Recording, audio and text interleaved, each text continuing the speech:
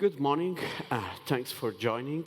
My name is Giuseppe Porcelli, and I work as a specialist solutions architect for machine learning at Amazon Web Services.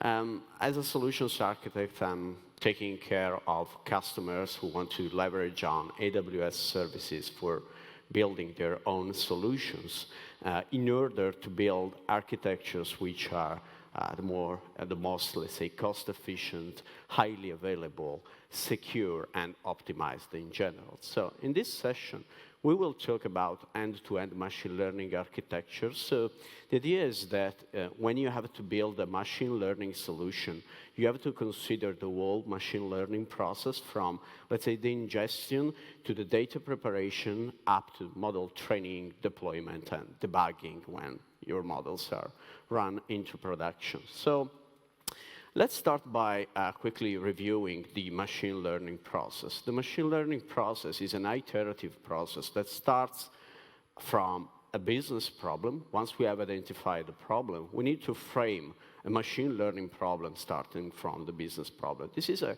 critical stage of the process because we have to talk to people who has domain knowledge in order to get the requisites, in order to be sure that what we are going to implement is actually solving a business problem.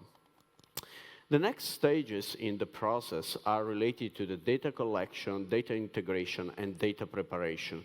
In these stages, what we need to do is collect all the data that we require to build our machine learning models. Then we might want to do some data integration, and we need to prepare our data in order to make it sure that this is, let's say, the data set that we are going to use then to train a machine learning models. There are a few steps involved in this process. We might want, for example, to clean some data, to remove outliers, because the quality of the data that we are going to use is really impacting on the overall accuracy of the model that we will get. So after this, let's say, data preparation and integration stages, we need to execute some data visualization and analysis. Most of the cases, the need for doing that is that we want to recognize some pattern in data. We want to visualize data to understand the distributions of data. This is really useful because the way data is distributed, the way you identify patterns, impacts on the choices of the attributes that you're going to use for training your model. So, and impacts on the subsequent step, that is the feature engineering step. Feature engineering is basically the stage where we decide which attributes of our data we are going to include into the model that we want to train.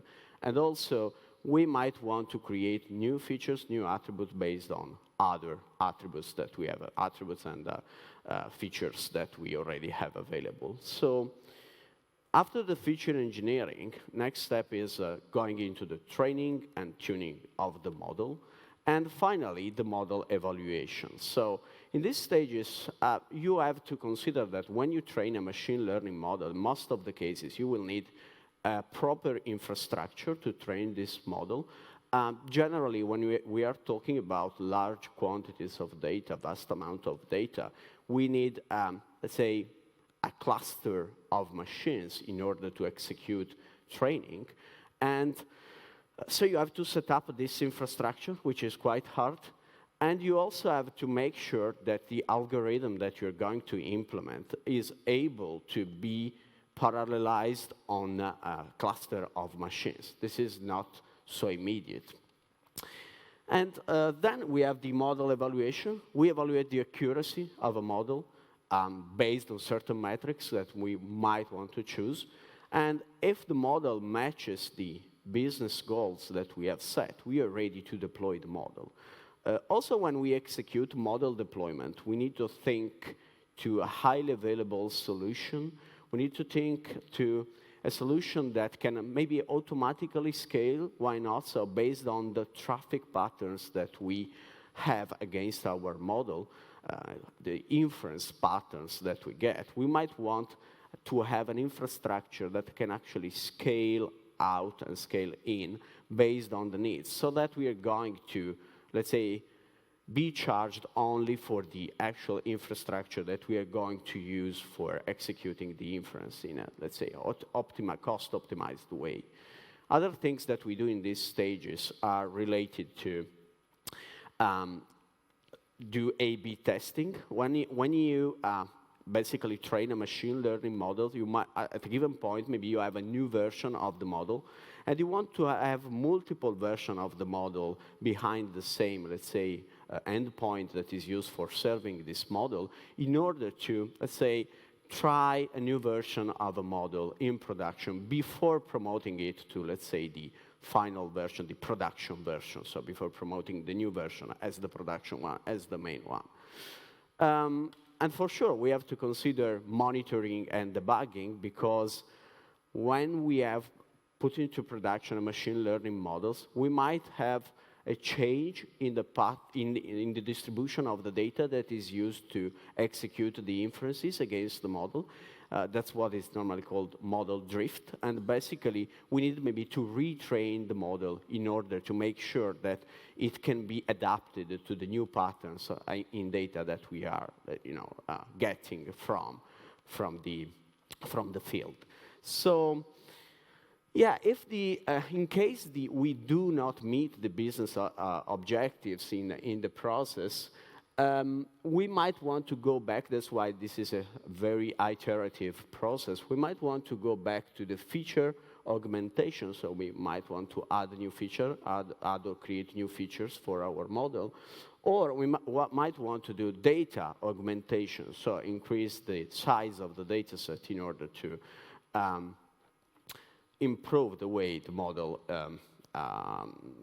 is trained and get better results, better accuracy. So let's see how AWS actually helps in going through the whole machine learning process. I will talk about a few services and tools that you have available on the AWS platform that address all the stages of the machine learning process. And we will focus a little bit on SageMaker, which, by the way, was already introduced in the previous session.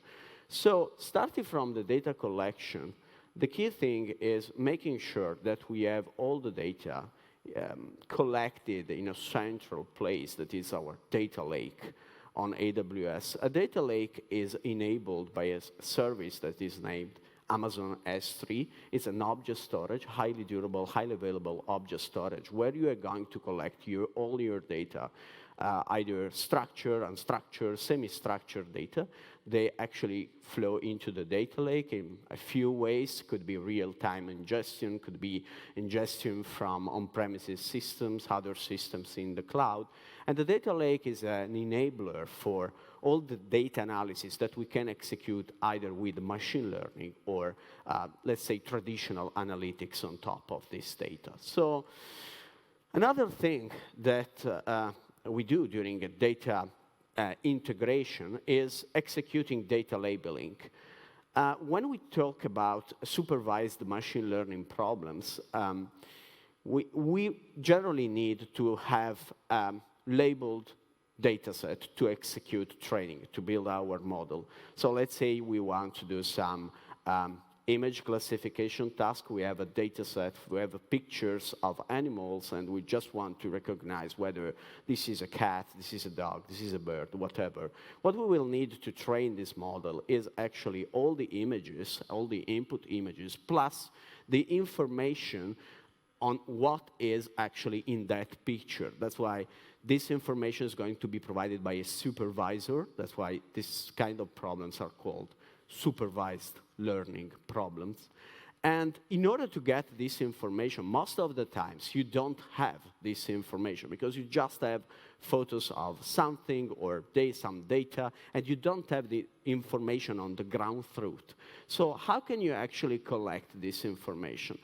A good way to do that is having a service that allows you to automate the data labeling task. That's Amazon SageMaker Ground Truth.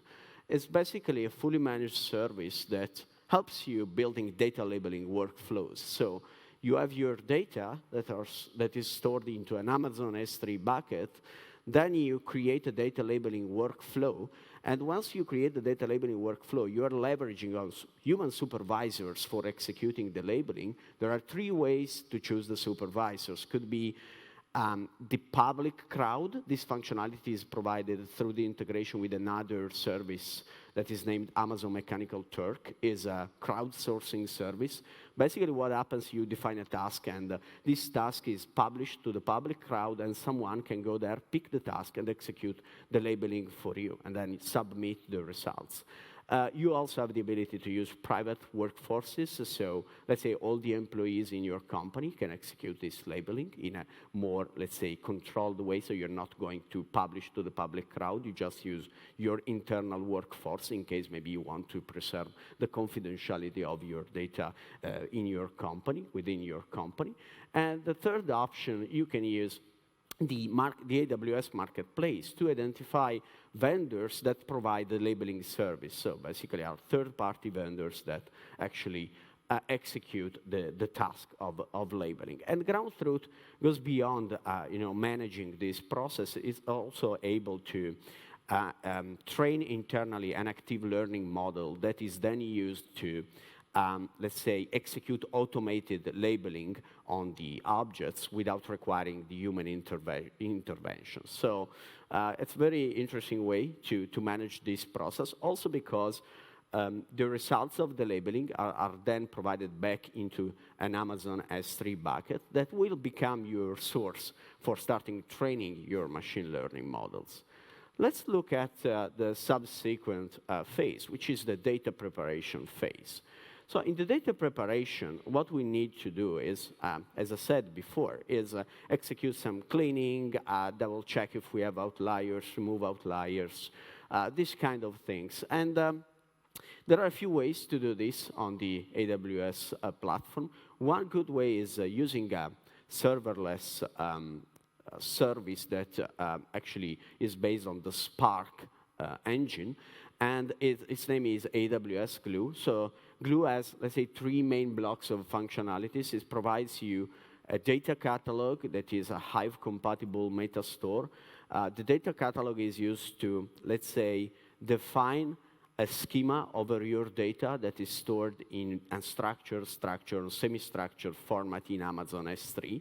And Glue uses an automatic technique to extract the schema to actually get information on the schema using crawlers. So our processes which run and look at your data that is stored in Amazon S3 in order to extract the schema that will be used then by other services and AWS Glue itself to execute then jobs against this data. So yeah, the second block of functionality is the job authoring functionalities using popular frameworks, Python, Spark.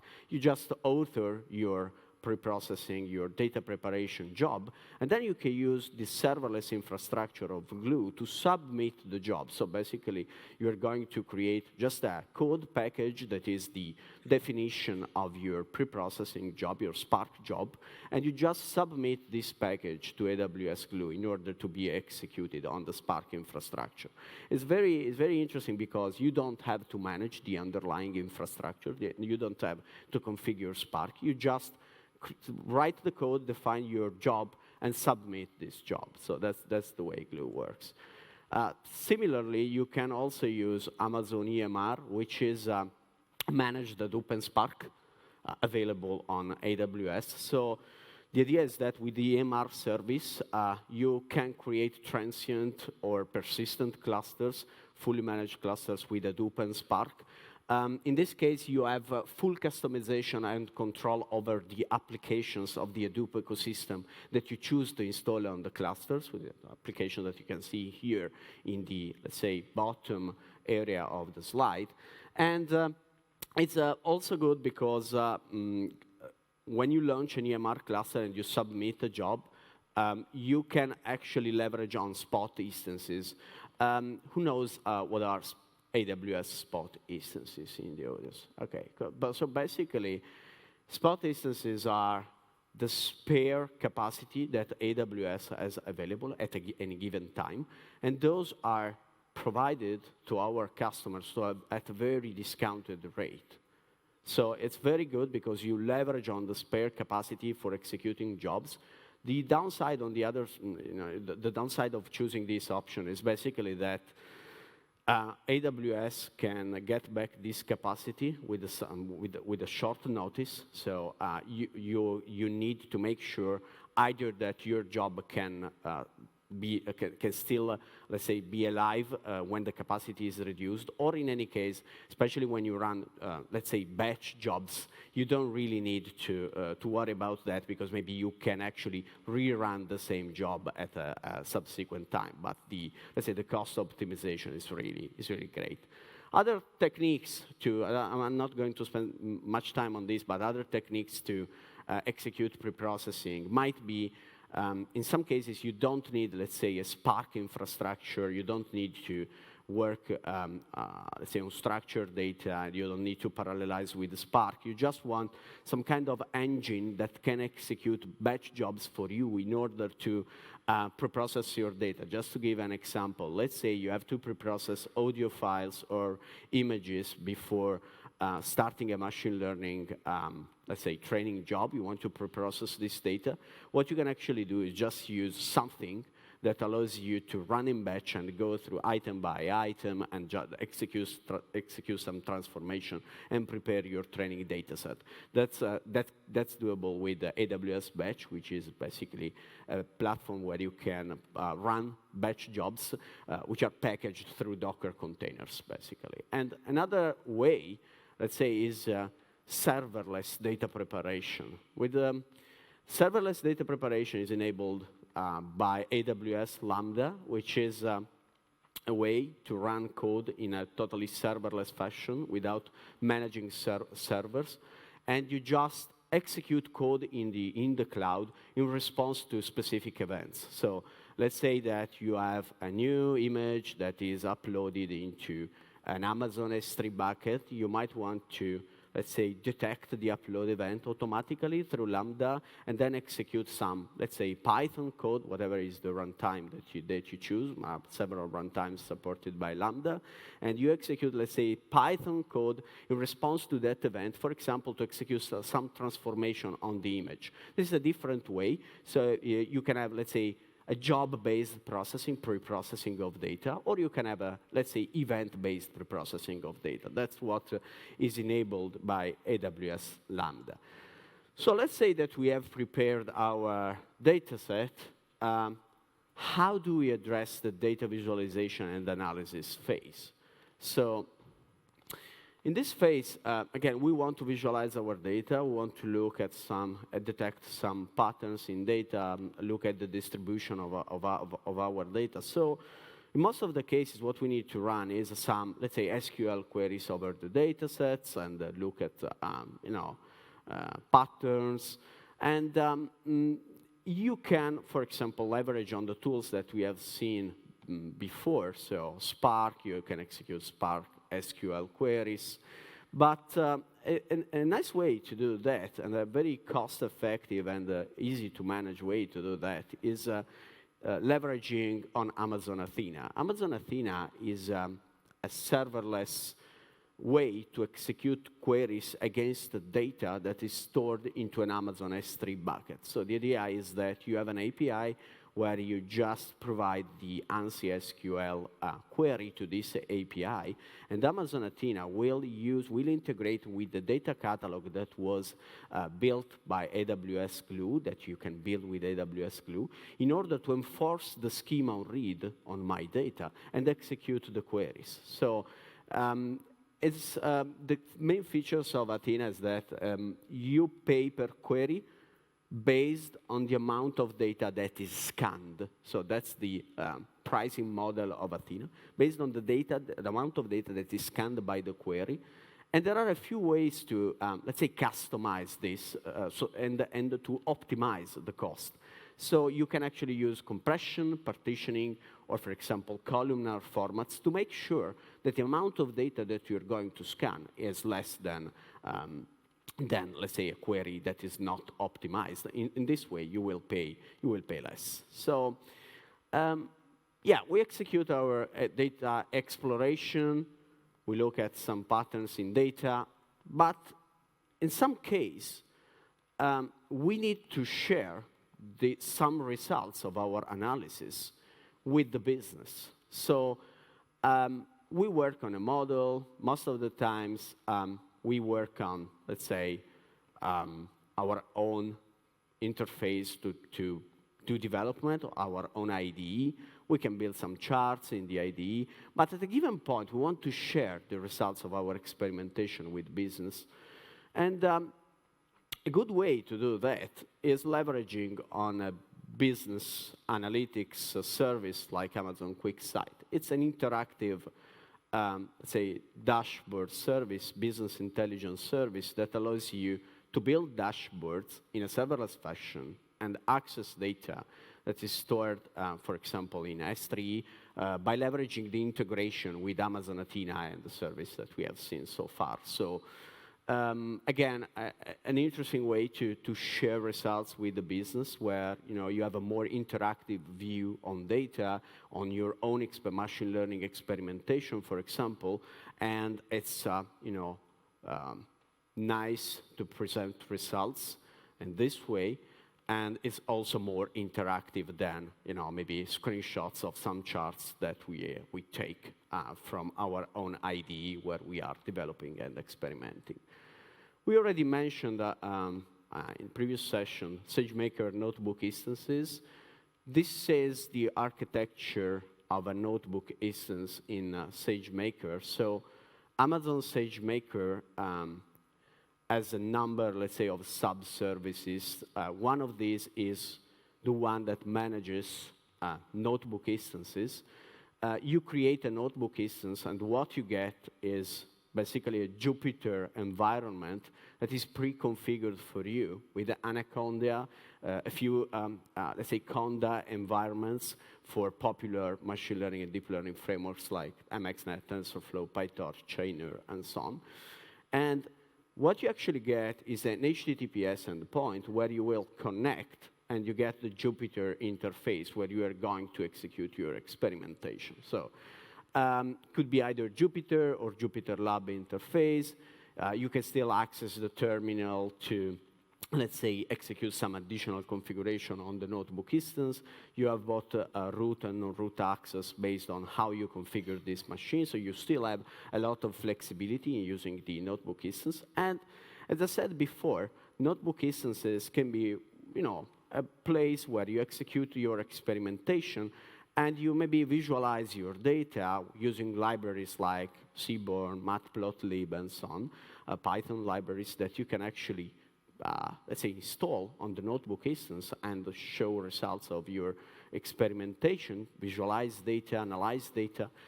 And the thing is, you can think to notebook instances like, let's say, like a client for the services that we have mentioned so far. So what you can do, for example, is from the notebook instance itself, you can call Amazon Athena to execute queries in a serverless fashion, get the results in the notebook instance, and show some visualization, execute some analysis.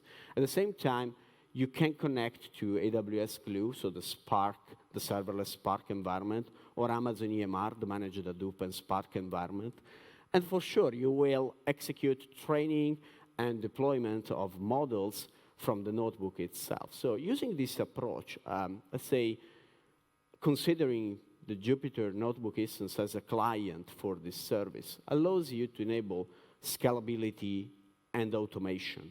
Scalability is because you are not going to execute the, let's say, computational intensive code on the notebook instance itself, but you just execute the code, demand the execution to external services that scale very well in order to accommodate your performance needs.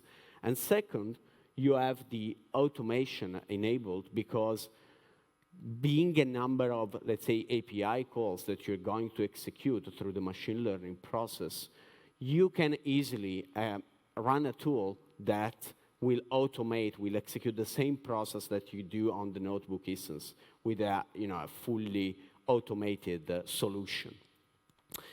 So feature engineering. So for feature engineering, as you might guess, you can use almost the same tools that we have seen so far. So EMR, AWS Batch, SageMaker. You can use AWS Glue. So while you do the preprocessing, since, for example, this tool have Glue, so when you use Spark, you have, for example, SparkML available, a library that you can actually use to execute the feature engineering in machine learning. So you can actually do that step using the same tools. But a best practice to keep in mind is try ensuring consistency in feature engineering code between training and inference. What does this mean? The idea is that when you execute feature engineering, let's say you have a categorical variable and you want to one-hot encode this categorical variable before executing training. When you will get an inference request at inference time, you will probably get data in the same format as the data that you were using for training. So you will get the categorical variable with let's say, non-one-hot encoded format. So it's key to ensure that you can reuse, let's say, the same code that you use for feature engineering at inference time. And one way to enable this is you can fit a featureizer model. So let's say you use SparkML. You can fit a featureizer model that is built with SparkML on the Spark ecosystem. Then the idea is that you, before transforming and before, let's say, processing your data, you can serialize that model, and then you execute the transform. So what is the goal? The goal is that since you serialize the model, you will be able to deserialize that model behind an endpoint at inference time and make sure that the same code that you used for the feature engineering is then reused at inference time. And we will see how you can do this with the SageMaker shortly. And here you can find some links on, let's say, how to actually do that with Spark, scikit-learn, and so on. So yeah, we selected the features of our model. We have done feature engineering, created new features. We're ready for doing model training and tuning. And here, key service is Amazon SageMaker. This is the way SageMaker runs training. You actually call an API, you start a training job, you create a training job in SageMaker. And what you have to provide there is the configuration of your input data, so where your data is. You need to provide the configuration of your training cluster, so how many instances you need in your training cluster. And you need to provide hyperparameters, which are, let's say, the parameters of your model. And finally, you will have to provide a way to actually give SageMaker, give your code to this infrastructure in order to execute training. How do you provide code to SageMaker? It's by using Docker containers. So it's an open technology that gives you the most flexibility in choosing libraries, in choosing dependencies, in choosing even programming languages. So there are 4 ways to pass Docker containers to SageMaker. As AWS, we have built some algorithms which are already provided to you, let's say built-in algorithms, where we tell you where the Docker container is, and you just provide the path to the Elastic Container Registry that stores the Docker container itself. A second way is using an approach that is called bring your own script. So the idea is that we have built some open source container for TensorFlow, MXNet, PyTorch, Chainer, and scikit-learn. And we provide you with this Docker container, which, by the way, is an open source implementation. You can find it on GitHub. And you just add the information on the training script that you have to execute. So let's say the definition of your neural network plus the training loop and so on. It's a good way to avoid, let's say, taking care of the configuration of the Docker container, all the libraries, frameworks, and so on, and just use, let's say, pre-built open source container. Third option is you bring your own container. So basically, if you want the maximum flexibility, you can build a Docker container following certain instructions on how to build a Docker container that is SageMaker compatible. And you execute that code. Finally, you can leverage on the AWS marketplace, where third-party vendors have made available containers with certain algorithm implementation that you can actually reuse in your own training job run. And a key message here is that, as you have seen, AWS is totally framework agnostic. So we're not, let's say, bound to a specific machine learning or deep learning framework. We let customers choose what they actually need.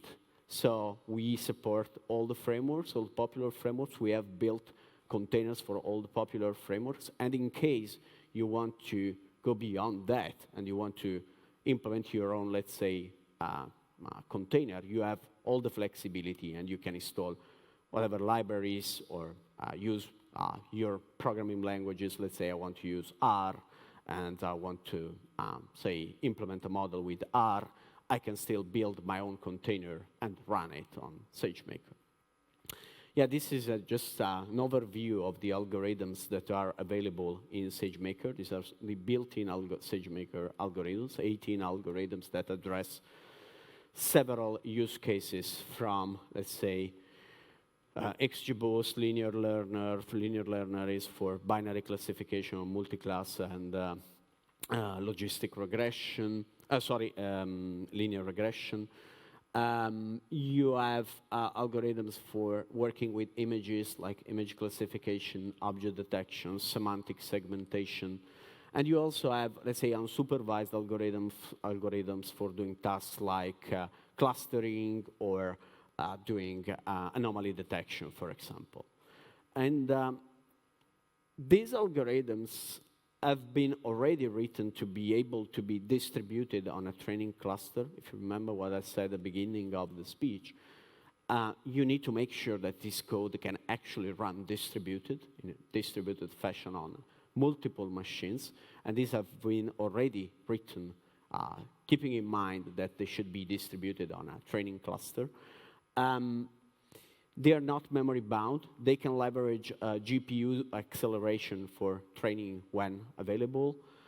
And they can allow you to train on a data stream. In order to introduce this concept of training on a data stream, let's think to how SageMaker works. So you have your data into a training bucket. You execute training. When the training completes, the training cluster is shut down so that you're not going to pay for the resources when you don't use these resources. And finally, the model, the generated model, is saved back into an S3 bucket in order to give you the option to, take that model and basically deploy. How does the training data move from, let's say, S3 to the training cluster where the training executes? So there are a few ways. This is just a screenshot of how you can configure the inputs for SageMaker. But the thing to notice here is, is this input mode here that could be, if you choose S3 as data source for SageMaker, you can choose either a file mode or a pipe mode. What does it mean? In file mode, training data is copied by SageMaker, is copied from S3 to the training infrastructure, to the volumes that are available in the training infrastructure. In the case of pipe mode, what actually happens is data is streamed from S3 to a Unix named pipe in the training cluster. So you get this streaming fashion, this streaming way of sending data to the training cluster so that you can work with any size of data set because you don't have actually to copy data from S3 to the training infrastructure. And you can also use different type of data sources. You can use S3. You can use also distributed file systems that are available on AWS and a few other options for the inputs. This is the way you might be wondering how SageMaker then runs a Docker container. So yeah, you provide a Docker container, but how this container is run by SageMaker. So SageMaker runs a container using Docker run image and then passing the train argument.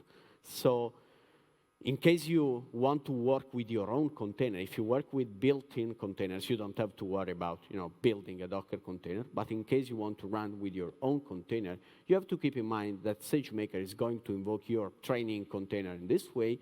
So you will have to get, let's say, the train argument and execute the code in response to this argument that you have received. And SageMaker will provide you under specific paths in the Docker container in OPT, ML, data. You get the training data that, again, is copied from S3 or streamed from S3. In the config subfolder, you get the configuration of the hyperparameters that was passed to the create training job API, and you have to read in your code because you might want to read, let's say, a value of the hyperparameter. And in resource config, you get the information on the infrastructure that you are using for training. This is important because, let's say, you have to run distributed training. You want to know how many machines I have, which machines I'm in order maybe to configure the training cluster and the framework. And finally, in the model path is where SageMaker expects that you save your serialized model, basically. For additional information on how to, let's say, create a SageMaker compatible container, that's the link. This is a good way to, let's say, write a container, to use a library. This is, let's say, a starting point for writing a SageMaker compatible container. That's the hyperparameter tuning architecture. So we have trained our model. We get up to a certain accuracy. At a given point, we want to optimize the accuracy, want to get to a better accuracy. And what data scientists and developers generally do is change the values of the parameters in order to double check the, let's say, accuracy of the model based on this change. And you can execute this process, let's say, manually. So just, okay, there's a parameter, let's say, a learning rate. I want to change its value from 0.01 to 0.1 for some reason. And you can do manually, and then you have to execute again a training job. So this takes time. This way of experimenting takes time. A good way to solve this problem is on leveraging on the SageMaker hyperparameter tuning services. Basically, an API where you create a tuning job that is basically spinning up multiple training jobs. You can choose how many jobs, how many in parallel, and so on. And using two techniques to, let's say, change the values of the hyperparameters at each training job. One way is by using optimization, and the other way is using random search. So exploring in a random fashion the space of the hyperparameters. What you have to provide is the metric that you want to optimize, so that you want to maximize or minimize, let's say, an accuracy metric of your choice. And then you will provide the hyperparameter configuration in ranges. So rather than specifying a specific value for a hyperparameter, you will specify a range of values where that defines, let's say, the space that SageMaker will explore. Okay, we are, let's say, ready. We have finished training. We have tuned our model.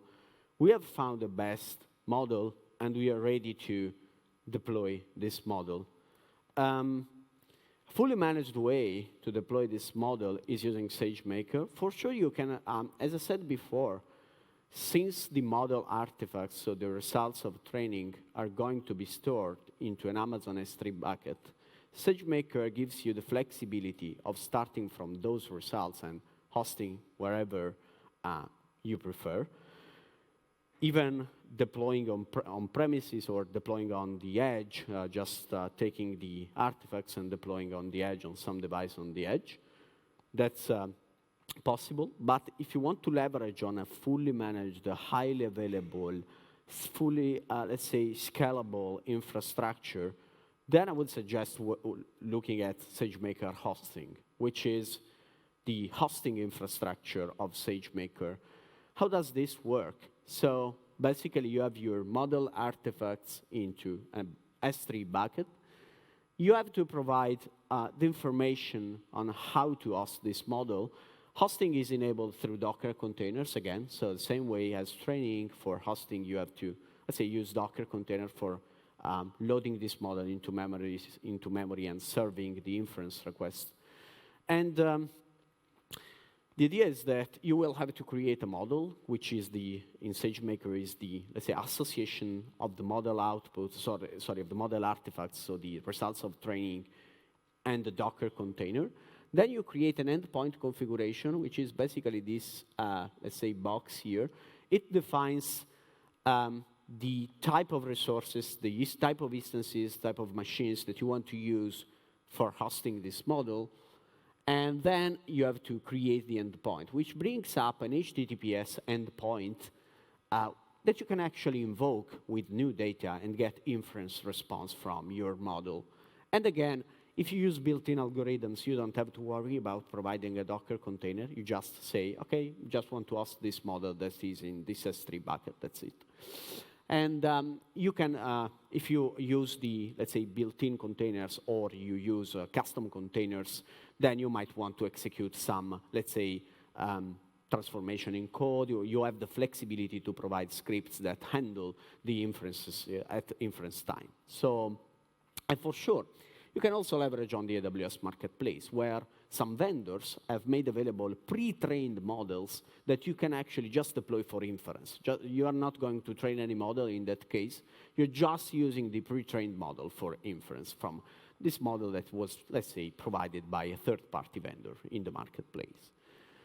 A few advanced, let's say, things on hosting. So a few benefits that are provided by the, let's say, SageMaker hosting infrastructure are that, first of all, you can manage multiple production variants, which means basically I can have two versions of my model behind the HTTPS endpoint, two different versions, and I can say just forward, let's say, 80% of the traffic to the stable version and 20% to the new version in order to double check how this works in production. Then I can, when I'm confident that the new version works well, I can just, let's say, update the endpoint configuration in order to promote the new version to, let's say, 100% of the traffic. So it enables, let's say, A/B testing. Another interesting thing is the concept of model pipelines. So the idea is that when you execute inferences, OK, you will have your Docker container with the model loaded, and you just call the inference request. The request is forwarded to the Docker container. You get the response. But as I said before, most of the times, the input of your models are very different from what you get from the field. So to the actual data that needs to be transformed, needs to go through feature engineering and so on. So how can you handle this in a, let's say, beautiful way? It's using a sequence of Docker containers where you have a container that will execute the preprocessing and, let's say, the feature engineering step. Then you can have a container for inference, and finally, maybe a container that does some post-processing. So that's an inference pipeline. What is it, let's say, available here? You can see here, pipeline model. And if you go back to what I said, a best practice is for feature engineering is fit the featureizer model, serialize the model, and then execute the transform.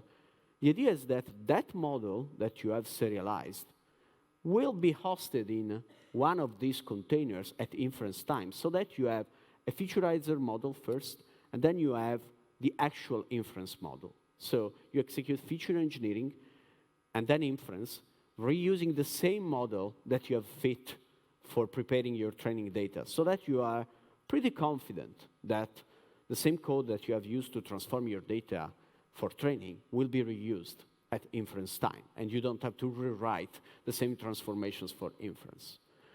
And another thing is these production variants here, so the different, let's say, variants of the model, support the concept of auto-scaling. So you can configure auto-scaling of your infrastructure. So you can say, when this instance, for example, receives certain percentage of traffic that is over a certain threshold that I have defined, just add the new instance, and then I can also scale in, so reduce the number of instances in the cluster by looking at some, let's say, metric regarding our cluster.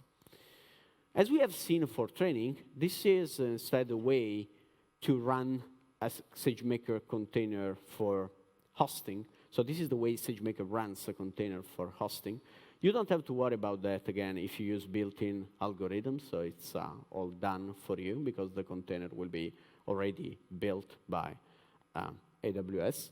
But in case you want to run your own container and you want to implement your own container, that's the way SageMaker runs a container for hosting. So it calls Docker run, image, and then serve. And you will have to spin up, let's say, a web server in the Docker container that responds on port 8080 to two types of requests. One is for the ping endpoint, that is basically checking if the container is alive. And the other is for the invocations endpoint, that is used for executing the actual inferences, the actual invocation. So basically, if we go back to this slide, when the request reaches the HTTPS endpoint, then it will be forwarded to the invocations endpoint in the Docker container. So that's the flow. And yeah, and here you can find the SageMaker containers and the SageMaker inference toolkit libraries that allow you to, let's say, have a pre-built, let's say, serving stack that you can use in your own Docker containers in case you want to write them. When we execute hosting and inference, sometimes we need to maybe deploy a model at the edge on devices which have, let's say, limited hardware capacity. And that's why we might want to optimize models for inference. So the way to optimize models is you can use a deep learning compiler that is going to reduce the size of your model, and is also going to, since the model is, let's say, optimized for the target platform, so for Intel, NVIDIA, or ARM, you are going also to improve the performance, the inference performance of the model. That's what Amazon SageMaker Neo does. So basically, you give as input a deep learning model that is trained with MXNet, TensorFlow, and so on, and PyTorch. And you compile the model, and you get an optimized model, a model that is optimized for the target architecture.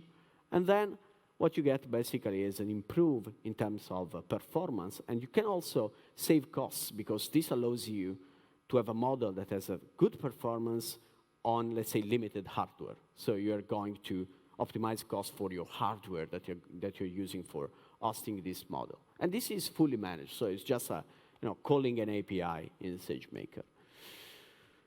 Another thing to keep in mind for inference is the concept of is using GPUs for inference. There are certain models that still need to use GPUs, not only for training, but also for at inference time.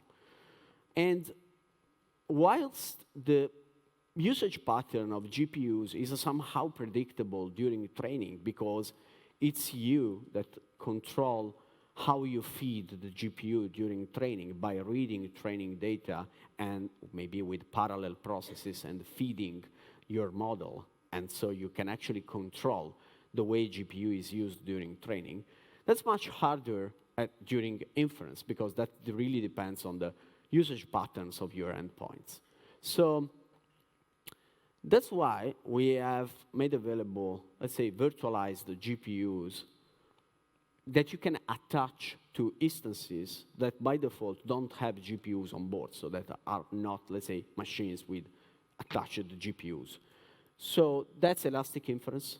So the idea is that you have sizes that are available between 1 and 32 teraflops. That's the way how you choose, let's say, the amount of GPU that you want to have available on the instance. And this allows you to reduce costs a lot, up to 75% inference cost, because, again, you decide to use the amount of GPU that you actually need for inference based on your specific workload. Another concept on, let's say, final concept on, let's say, inference is that sometimes you don't want to execute inferences in real time on an endpoint, an HTTPS endpoint that is always, let's say, alive 24/7. But you want to execute inference in a batch mode. So let's say we have built our own image classification model, going back to the example. I get new, let's say, 1,000, 2,000, 10,000 images that I want to pass through the model and classify. If I have an endpoint, I would call the endpoint one by one, or let's say in batches. It really depends on what you want. But if you want to run it in batch mode without calling a real-time endpoint, that's what batch transform enables. So you have your data in S3. You start a transform job similarly to what you do for, let's say, training. You define the instances and so on. You choose the model. And SageMaker will spin up the infrastructure for you, execute the inference, save the results back into Amazon S3, and shut down that infrastructure for you. So it's a transient infrastructure, and you're going to pay only for the resources that you use. OK, last stages in the process, monitoring and debugging. You have SageMaker and all the services that we have seen also for the data preparation, pre-processing, and so on, have monitoring integrated with Amazon CloudWatch, and Amazon CloudWatch Logs is a centralized logging platform, logging service for available in AWS. And you can get metrics like training accuracy, training loss, so application metrics, and also infrastructure metrics, infrastructure usage metrics. And this is, let's say, an output from a training job where you can actually see all the, let's say, information that the training job outputs on the standard out are then forwarded automatically to CloudWatch Logs so that you can review your experimentation at any time. OK, we have, let's say, completed the process with the monitoring and debugging. Let's say we have completed the machine learning process, but we have just we haven't considered what are the things that you have to keep in mind to automate this process and implement what is called ML ops. So let's say DevOps in machine learning. So you might want to execute some automation. And there are a few ways to automate your machine learning process. One way could be to use a serverless orchestrator that is named AWS Step Functions. The other way is you can use Apache Airflow, which is an open source workflow orchestrator. And all these options actually support connectors to AWS Glue, to Amazon SageMaker to execute the orchestration.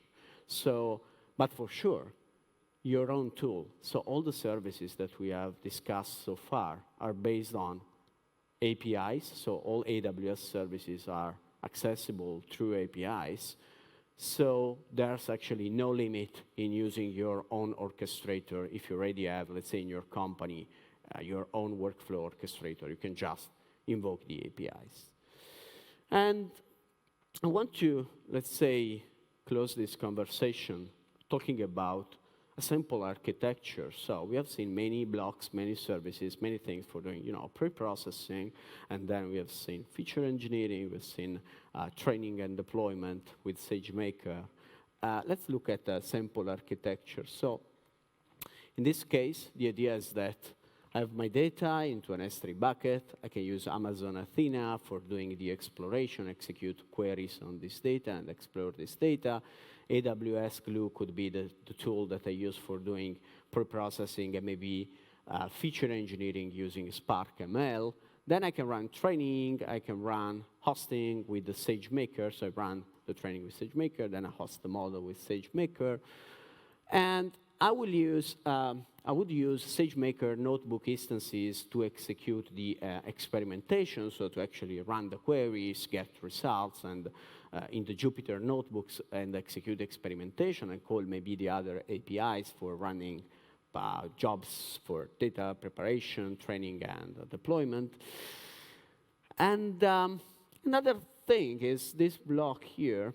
The idea is that in order to serve inference request to a client-side application, you might want to have a way to control things like API versioning, usage profiles for your client, global delivery of my application and my API, implement more advanced security controls like throttling API calls based on certain parameters.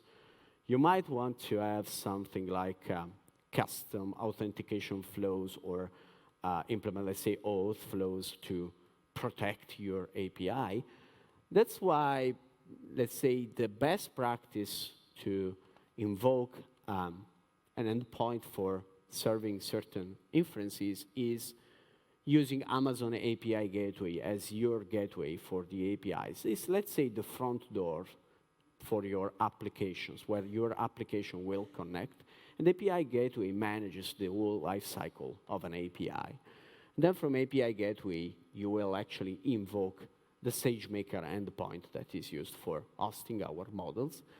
And in this specific case, there's a client-side application that could be, let's say, an Angular application that will invoke the API.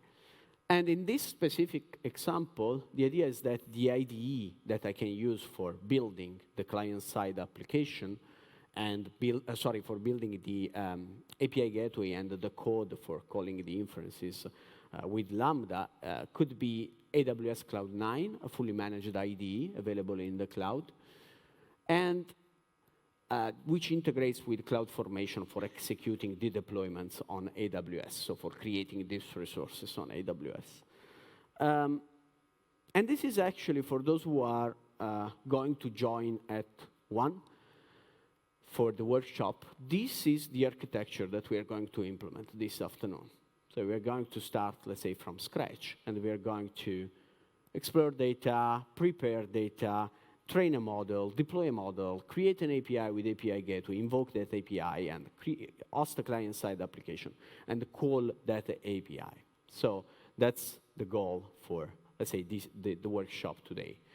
So I have completed my presentation. Thank you. Please remember to rate the session and to get feedbacks. And I think we have 4 minutes for taking questions. One. Exactly, this is the moment for questions, so please raise your hand. And if you have some questions about machine learning, SageMaker. Thank you very much for this presentation. It's really great. I have a small question. Which program language usually you need in Amazon if you're doing automatization or learn data dates? You mean for the automation phase? Not just automation. For building models in general? Yes, okay. in Amazon. I mean, as I said before, SageMaker doesn't really force you to use a specific, let's say, programming language. Since this technology is based on Docker containers, you have the flexibility of choosing your libraries and programming languages, what you actually prefer. Built-in containers, so the open source containers that we make available with, let's say, TensorFlow, MXNet, PyTorch, and so on, use Python as programming language. And by the way, you are not, let's say, forced to go through that path. We have a lot of examples also available on the SageMaker notebooks that show you how you can use, for example, a different language and use R for doing your experimentation and training. We have still space for 2 or 3 more questions. Please don't be shy. We are all learning. Alexa is also learning. Oh, thank you. You mentioned the monitoring system. What are specific metrics that do you monitor on the? You mean for the inference? That's right. Yeah, you can actually just to make sure I understood the question. You mean the metrics that we look at during, let's say, debugging, or the metrics that we look at for doing training and so on. So, yeah, For the debugging phase, you can actually look at any metric that you want to define for your model. So you have the flexibility. Since you have code in your hands, what we haven't actually seen is you can, what we suggest for the debugging stage is actually you need to recollect, let's say, the same data that is passed through the inference endpoint. You need to collect that data and also the response of the inference, because you might want to look at that data in order to detect some, say, model drift, these kind of things. So the idea is that at inference time, what you will do is you will have your own code in the Docker container with any metric that you want to define. And then you can use services like Kinesis, which are streaming services, where you will basically push the messages with the information on the inferences and the result of the inference. And then this service allows you to do the delivery of the inference data to Amazon S3. So you can actually batch the data in the stream, so take a batch and then save into a file in S3, so that you actually implement the whole loop. So you can then go back to the data that you have obtained at inference time, analyze that data, and potentially reuse that data for training the model, or maybe understand if you have, let's say, in certain cases, you might want to add that data. In other cases, you might, to the existing training data set. In other cases, you might want, let's say, to reduce maybe the training data set and add the new data. It really depends on the use case and what you get from the analysis. But yeah, you have control over the metrics and over the way to detect, let's say, these potential problems at inference. With the Thanks. questions from the left, maybe someone from the right. Yes. Yeah, please. I hope You've got the mic. You've got the mic Okay. there. You've got the mic. Oh, okay. Yeah. Thank you. I've got a question because you've said about optimization for devices like with AMD processors, etc. And my question is about, for example, when you are training in PyTorch, do you have like any connectors, like you've implemented ONX or some graph pipe for creating optimized interferences for these devices using, for example, TensorFlow Lite? Because it's like a known problem right now, because, for example, when you train model in PyTorch, let's say some DenseNet or something which is quite new, there's always problem to properly translate it to a different library. And my question is, if exists anything like this, or? Yeah, I mean, there are a few ways to address this kind of problems. Sometimes you can pass through on X, maybe the Open Neural Network exchange format. But then you have to consider which operators are supported. There might be some compatibility, let's say, compatibility issues when you have models that use neural networks that use certain operators that are not still, let's say, available. By the way, NEO has a support for PyTorch. PyTorch is not supported in elastic inference. For elastic inference, you will have to go through an ONNX model and then host the model for with the MXNet model server. That's the path that we suggest. But yeah, there might be some operators. You need to check case by case, because there might be some operators that maybe are not yet supported in the underlying compiler. Really depends on the case. But by the way, NEO, if you want to look at some information, is based on an open source compiler that is named TVM, so you can check there. And then uses also TreeLite in case you want to optimize XGBoost models, basically, so tree-based models. So, case by case, you need to double check and see the compatibility of the operators that you use. Thanks. Okay, for the question. thank you for the questions. Thank you for the answers. We are finished with the questions. And actually, Alexa, the mic is yours. Thank you, Giuseppe, for sharing your experience with us.